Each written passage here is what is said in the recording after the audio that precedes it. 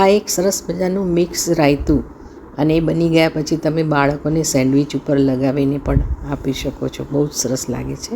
1 cup hung cut લઈએ છીએ, એટલે દહીંને પાણી નિતારીને રાખવાનું છે. એકદમ પાણી વગરનું હશે તો રાયતું બહુ સરસ થશે.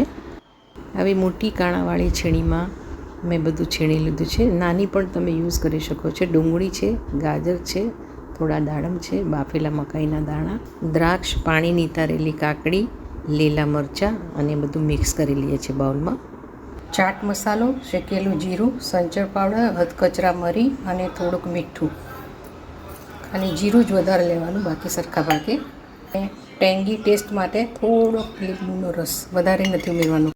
બધો મસાલો મિશ્રણમાં મિક્સ કરી લઈએ છીએ અને આ મિક્સ કરી ગયા પછી આવી રીતે દેખાશે, જેને તમે સેન્ડવિચમાં પણ બાળકોને આપી શકો છો. જે વસ્તુ ન ખાવી હોય સ્કીપ કરી શકો છો. રાયતું કેવું લાગે છે ચાખી જોજે. ઉનાળામાં રોજ ખાવું જોઈએ. મસ્ત ઠંડુ ઠંડુ. સેન્ડવિચ પર લગાવવા માટેનું હેલ્ધી ઓપ્શન તો ખરું જ. Please like, share, subscribe, follow my Deepak 22. Thank you.